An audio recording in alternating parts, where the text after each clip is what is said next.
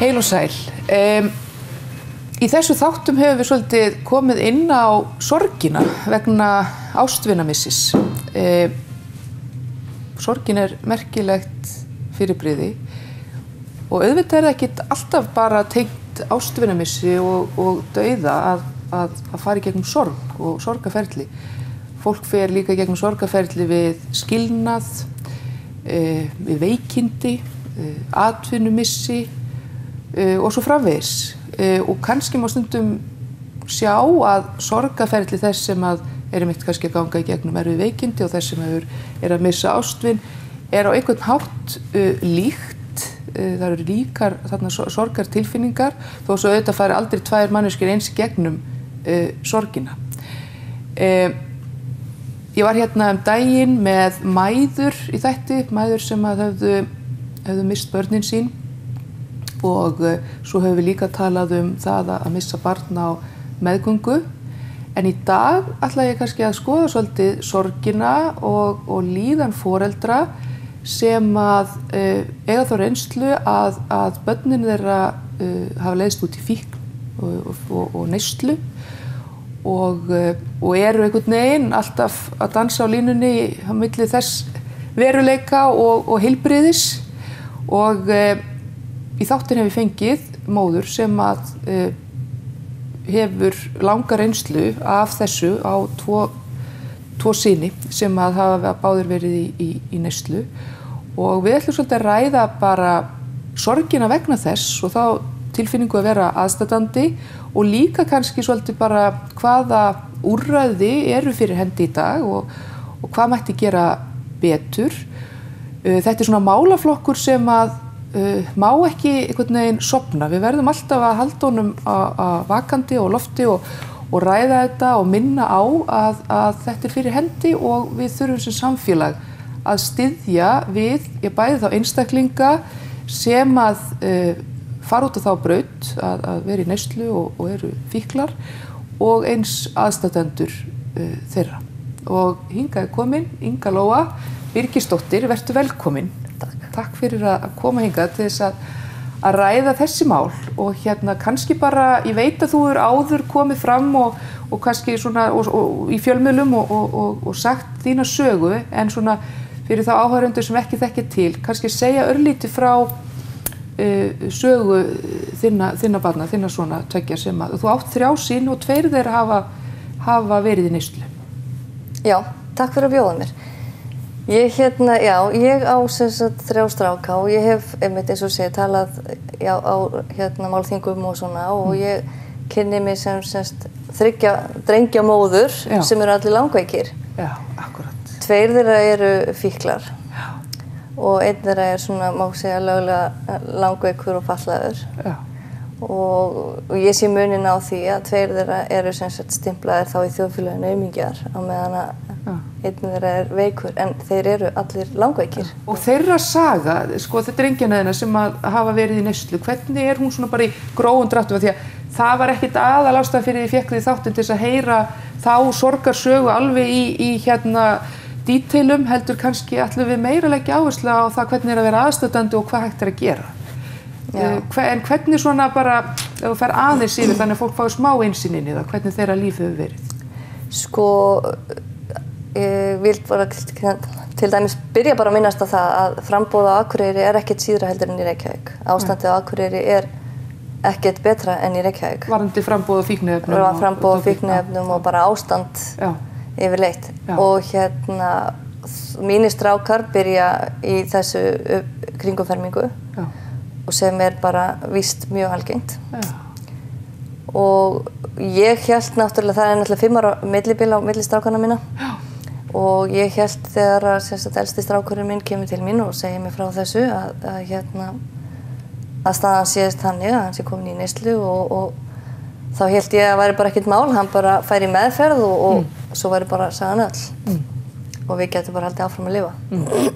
En auðvitað það ekkert þannig og þarna gerði ég mig kannski ekki alveg grein fyrir hversu mikill sjúkdómur þetta Nei. Og hann náttúrulega fjall nokkrum sinnum. Og svo gerist það að ég sem sagt Ja, hann í rauninni, ég held ég sinni í 7. meðferð eða eitthvað þegar hann hringir í mig og segir mamma hætt þú núna að hugsa um mig og farðu og leita að þér hjálpar, það til hjálp fyrir þig líka. Já. Og hann var að hugsa það? Já, og hann bendir mér á Al-Anon. Já. Og ég fór í Al-Anon í 2 ár. Já. Síðan var ég bara útskrifuð því ég var svo ansi góð sko og bara hélt allt var í góðum málum sko. Já. En svo gerist það að miðjustrákurinn minn fer líka í neyslu og þá einhvern veginn hrynur veröldin aftur. Já. Og þá einhvern veginn finnst manni þetta bara lífið vera ómögulegt. Fyrir þennan tíma þá náttúrulega eignaðist ég eina litla strákinn minn. Og ég var einu sinni á labbinu í bænum og ég sé styttu af engli sem að krýpur og hann með hendurnar svona lítur upp til Guðs. Og ég hugsa með mér, ég ætla að kaupa mér þessa styttu, þetta lýsi svo minni líðan, þú veist, þá var ég svo mikið fórnarlamb, allt var svo erfitt og lífið var svo ömult um mig. Já. Og hún táknaði svona meira bara, þú veist, why me? Já, já. En sem betur fer, þá Þessi eðlilegu spurningu samt sem áður í þjáningunni, sko, af hverju Já. En eins og ég segi, sem betur fer, þá á ég þessa yndislegu stráka mína sem að bentu og hinn strákurinn minn fer svo í meðferð þarna á ákveðnum tímapunkti og segir mamma, þú veist, af hverju ertu ekki ennþá í Al-Anon? Já. Og ég bara svona, já, heyrðu, ég ætti kannski að kíkja þangað. Já. Og ég búin að vera þar núna í 10 ár með báða fætuna. Al-Anon það fyrir þá sem ekki vita, það er vinna eða hópastarf fyrir aðstandendur. Já, það í rauninni bara eins og AA nema fyrir aðstandendur. Þetta 12 spora kerfi og fundir og það hjálpaði mér og breytti minni sín með styttuna mína góðu í þakklæti. Og þú veist, þegar ég lít á styttuna mína þá lít ég og segi bara takk fyrir. Takk fyrir reynsluna, takk fyrir hjálpina. Já, staðis að spyrja af hverju ég. Já.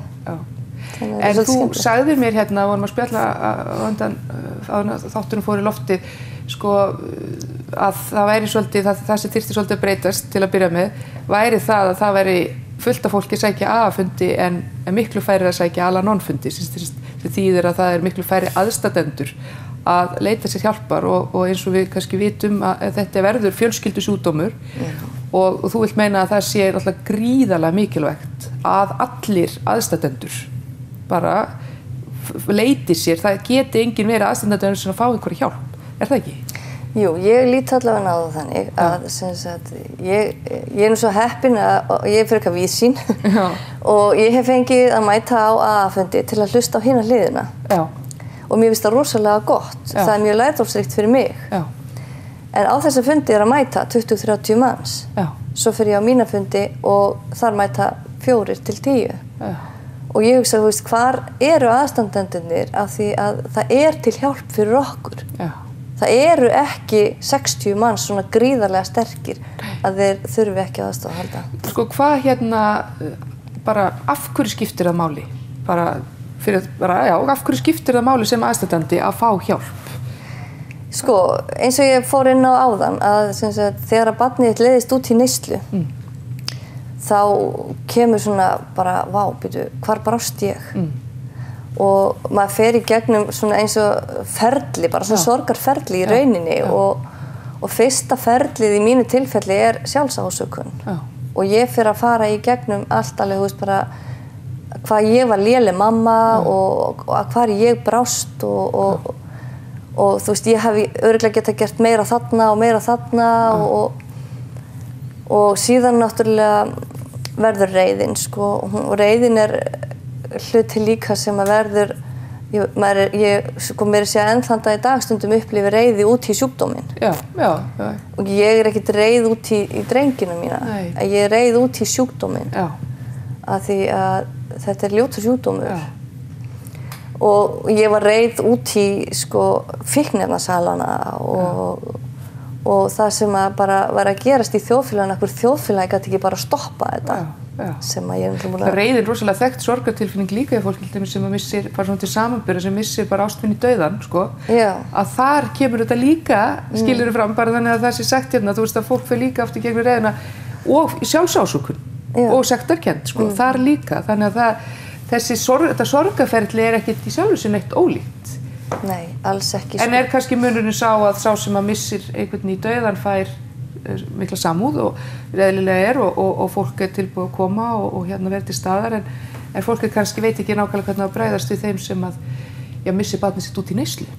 Já, og þeir einstaklingar, aðstandendur þeirra einstaklingar miklu frekar dæmdir. Já, einmitt. Og ég veit að það kom oftar en einu sinni fyrir að fólk var að tala saman og fólk segir, þú veist, hvar eru foreldrar þessara barna? Já. Þú veist, ef þið bara vissu hvað foreldrar þessara barna væri búin að fara 100 sinnum út á nóttunni, sækjandi börnin sín, þá myndi þeir ekki segja þetta. Nei. Því það gerir sér engin grein fyrir þessu fyrir hann lendir í þessu. Nei. Og það í raun og veru eins og í Al-Anon, þar svona hjálp, eða svör, verið að svara þessum sjálfsásökunum með skynsamlegum hætti, þannig að fólk geti haldið áfram. Er það svolítið markmiðið að hjálpa fólki að komast út úr þess að sjálfsásökunin ekkert gagnleg, þú bara festist þar, maður verður bara fastur í sjálfsásökun og sektarkennd og reiði, maður þarf að fara í gegnum það einhvern veginn og er hjálpið því þarna í Al-Anon að bara komast út úr þessu. Algjörlega. Já. Og það ekki, við erum ekki með fagaðila, heldur erum við bara með fólk með reynslu. Já. Og við miðlum hvert af öðru. Já. Og við tökum með okkur heim af fundum þar sem við viljum taka með okkur, þar sem getur okkur nýst. Og það lesefni sem hefur reynst vel. Þannig að í rauninni erum við ekki að segja og svo átt þú að gera þetta. Nei. Heldur erum við meira að miðla, ég var að gera þetta og mitt ástand var svona. Já. Og þegar ég lít tilbaka þá leið mér svona en ég búin að vera í Al-Anon þetta lengi. Já. Og þessi vinna hér að mæta fundi, lesa lesefnið og þetta hefur gefið mér þann styrk sem ég hef í dag. Já, akkurat. Og ég segi það alveg óhugað að ég væri ekki hér ef ég hefði ekki fundið þessi samtök eða þessi drengi mínir hefði bara ekki bent mér á þetta. Já. En hvernig líður manni sem foreldri þegar að börnin maður sérstaklega, þú veist náttúrulega þegar þeir eru í kannski sem mestri neyslu og mest svona og týndir hvernig þetta? Ég spyr bara svona svo barn, hvernig líður manni? Ég held að þetta sé bara eins og í rússíbana. Ég reyndar ógeðslega lofthrædd, þannig ég hef ekki verið í rússíbana. En þetta eitthvað verkefni sem ég gat ekkert valið Nei. Og þannig að líðanin náttúrulega helvíti. Já. Að horfa upp á barnið sitt óharðnað í þessum harða heimi, í mikilli neyslu. Já. Og þá tekum við í rauninni sem mínu tilfelli næsta skref í þessu sorgarferli. Já. Og það sorgin. Já. Þú veist, fæ ég að hitta hann lifandi á morgun eða þú veist, kemst hann í gegnum daginn eða hvað og ég gerði það að ég náttúrulega hafði val og valdi að búa ekki með einstaklingi í neyslu. Þannig ég varð í rauninni að vísa þeim á dyr. En mér hætti ekki að þykja vænt það og mér var aldrei sama. Nei. Þannig ég fylgdist með þeim og þegar ég hitti þá knúsaði ég það í kásu og bara lét þá vita hvað ég elskaði það mikið. Já. Því að ég vissi ekki hvort þetta var í síðasta skipti sem ég hitti þá. Þannig að það bara fylgir þessi ótti kannski bara daglega hvort eru lífs eða liðnir og hvað, já. Og þetta líka, eins og við ræddum hann áður en við byrjuðum þáttina, að ég og líka langveikan strák sem búin að fara í slattafaðgerðum og flestar á höfði. Já. Að þetta sama tilfinning þegar ég kissi hann bless þegar hann fer í svæfingu, að því ég veit ekki hvort hann lifir aðgerðina af. Nei, þannig að þetta svona, þess að segja, þú veist, ég get líkt þessu saman. Af því að ég hef þessa tvo póla og get séð munin og ég las grein í blaði umhyggju einmitt rannsókn sem gerð hafi verið á foreldrufallara og langveikra barna að þetta taugastríð sem þau eiga við í rauninni svipað ástand og hjá gyðingum í útrýmingabúðum. Og þegar maður sest niður og hugsa máli þá það kannski bara svolítið svoleiðis því að þú ert í rússíbana allan daginn og þú þarft að vera sterkur því þú veist ekki hvort að þú ert næstur og það eins með börnin, þú þarft að vera sterkur og þarft að vera til staðar því þú veist ekki með börnin en þetta getur náttúrulega þróast út í bara geðveiki ef maður gerir ekki eitthvað í málunum sjálfur. Eitthvað fleira sem þú gert til að halda sönsum en að sækja Al-Anon fundi? Eitthvað fleira sem þú gert svona, fleiri bjargráð? fyrir þig sem foreldri, þú veist, svona sem að hafa hjálpað þér til þess að bara að svona lifa af? Já. Ég fæ útrás í líkamsrækt. Já, akkurat. Þú veist, ég get farið það bara hlaupabretti og hlaupið eða boxað í púða ef að mér líður þannig. Já. Og svo náttúrulega ég hef alltaf verið trúuð. Já. Og ég hef notað bænirnar mínar. Já. Og ég bara á ákveðnum tímapunkti með vinnunni minn í Al-Anon einmitt náði sem við köllum í Al-Anon að sleppa tökunum. Já. Og gera mig grein fyrir því að ástandið, hversu ánægilegt eða slæmt það er ekkert í mínum höndum. Nei. Og það var sko gríðarlega léttir þegar ég gat sleppt tökunum og bara sett þetta í hendunar á mínum Guði, skilur, og Guð bara sér þetta, sem mér finnst að kæruleysi. En í rauninni gerir það mér bara léttara líka að komast í gegnum daginn. Já. Að geta bara gert mig grein fyrir því að það er alveg sama hvort ég eða fer eða hvað. Já. Ég breyti þessu ekki. Nei, þú hefur þetta ekki allt í hendið þér, sko. Nei. En sko, við vitum það þegar fólk í neyslu, sko, að þá verður náttúrulega oft svona karakterbreyting á fólki, náttúrulega mikil, sem og því fylgir náttúrulega líka alveg ofboðsleg sorg. Ég hef stundum hugsað að, sko, með fólk sem í neyslu að vera þessi karakterbreyting, sko, að því að, sko, svo sumir sem eiga aðstandendur eða ástvinni sem bara fá einhvern, þú veist, heilabilun eða einhvern hrörnunarsjúkdóm eða eitthvað sem verður karakterbreyting og þú veist, það rosaleg sorg, það fólk að syrgja í raun og veru persónunum sem var. Sko, gerist það ekki svolítið líka þarna, þú veist, í sorginni, að þú syrgir svolítið, sko, þennan heilbrigða einstaklingin sem var, af því að þarna tekur hann á sig svolítið aðra mynd. Jú, því að sko fíkillinn og persónan bara tveir ólíki pólar, sko. Já. Og auðvitað syrgir maður og mann langar í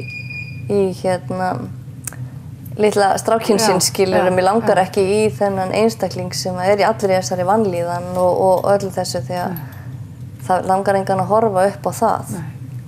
Og hvernig, hvernig ferðu að því að, ég meina, ekki auðvelt að, fara ekki oft að myndast svona neikvæðar tilfinningar eða jafnvel andúðar tilfinningar eða einhvern veginn svoleiðis gagnvart jafnvel barninu sínu þegar það kannski í sínu versta ástandi. Það ekkert svona, ég stundum hugsa það bara, fyrir foreldra. Hvernig nær maður að einhvern veginn að halda í bara, þú veist, væntumþykjuna og hún bara alltaf þarna? Þetta bara þessi skilyrðisleysi kærleikur eða þarf maður að leita einhverja leiða? Getur maður fengið bara þannig séð andúð á barninu sínu ef það bara í einhverju ástandi? Sko, ég get náttúrulega bara að svara fyrir mig. Já. Að ég hef ekki farið á þann stað einmitt að, þú veist, fá bara ógeð fyrir barninu mínu. Nei. En ég hef alveg sagt það upphátt, sko, svo þegar ástandið þannig, skilur, ég bara hata hann sjúkdóm. Já. En þú alltaf náð að skilja þarna á milli? Já, ég hef alltaf náð að skilja á milli og alltaf haft svona í bakhöndinni, sko, þetta ekki strákurinn minn. Strákurinn minn góður einstaklingur, bara, þú veist, yndislegur, skilur. Og fólk lítur bara á mig bara, já, mitt. En það sér bara hina hliðina. Það þekkir ekki viðkomandi eins og hann En þú myndir alveg skilja það, að það væri foreldrar, því ég stundum hugsa að því fólk sé fullt af sektarkennd þegar það fer að upplifa raunverulega bara svona andúðar tilfinningu gagnvart barninu sínu sem í neyslu og kannski einmitt bara getur ekki hugsað sér að hitta það, sko.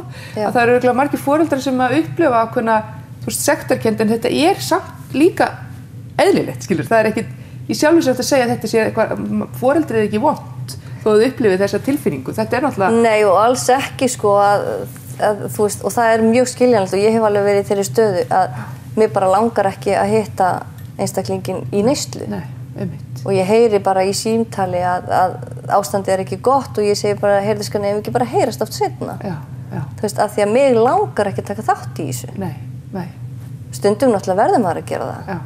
Og svo náttúrulega bara með okkur aðstandendur eins og fíklana að við föllum bara líka stundum, sko, í meðvirkninni og þá erum við farin að hjóla í kringum eitthvað og farin í vanlíðan og... Farin að þjóna sjúkdómnum bara? Já. Já, þetta merkilegt. En þá komum við að úrræðum.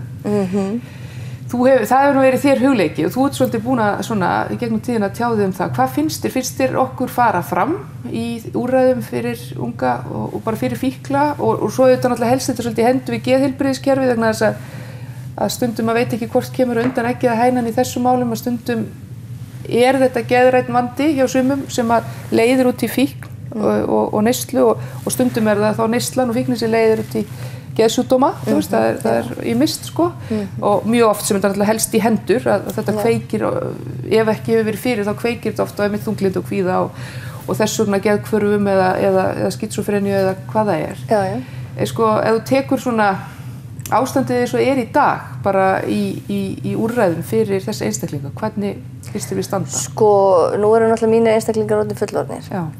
Og mér fannst sko kerfið allavega hér á Akureyri reyna að gera allt sem þið gátu þegar þið voru yngri. Já. En það bara alltaf hvar til peningar skilur, þú veist, og mér finnst þetta í rauninni ekki að snúst það. Nei. Þetta líf einstaklings og ef hann með krabbamein eða geðsjúkdóm þá þetta að reyna að gera eitthvað. En svo þegar einstaklingar náttúrulega eru orðnir fullorðnir líka, þá þurfa þeir náttúrulega bara að fara að standa í þessu, eins veikir og þeir kannski eru. Já. Og eru kannski búin að brjóta allar brýra baki sér og enginn til að aðstoða þá. Nei.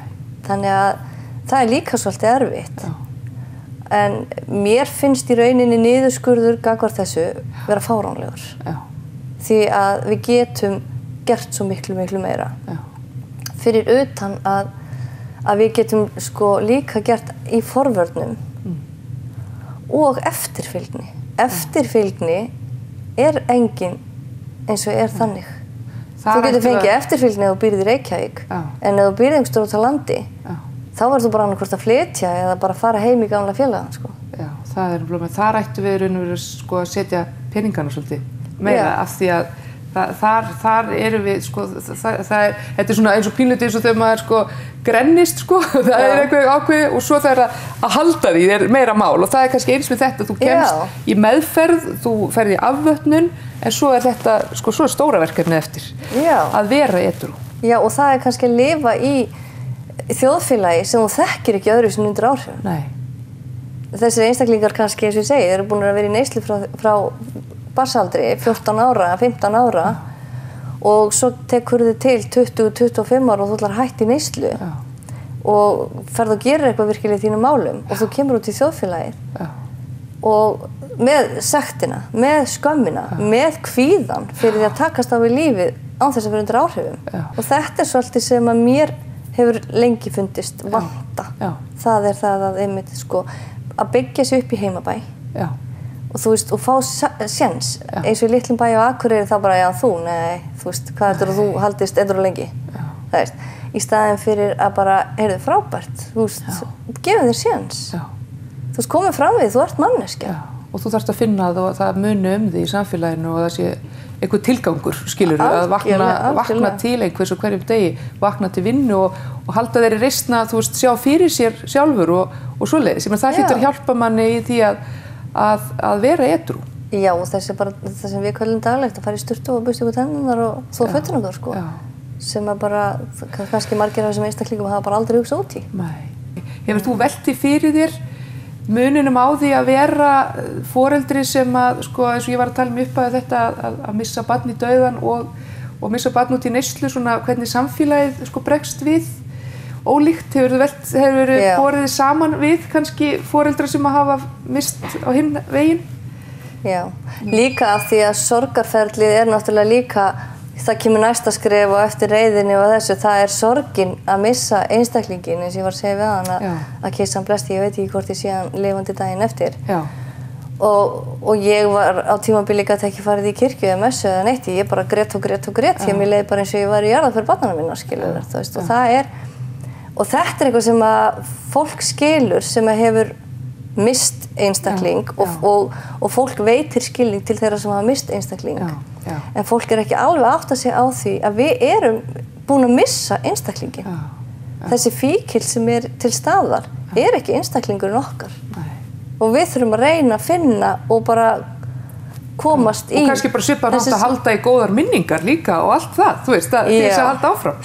Líka og halda í góðu stundirnar sem að þú átt innra með þér. Já, og líka þetta bara að þú veist, missa ekki trúna á einstaklingin. Já, akkurat. Að þú veist, margir eru svo fljótir að afskrifa, þetta bara vonlaust case. Já.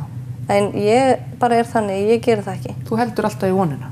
Og ég segi alltaf, þú getur þetta. Þú veist, ég tilbúin þegar þú tilbúin. Já. Og þú veist, að því ég veit þú getur þetta. Já.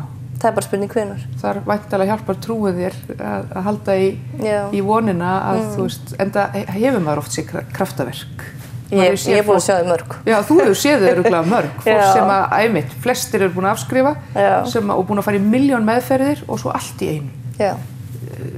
Tikkar eitthvað inn og eitthvað smellur og fólk nær heilsu.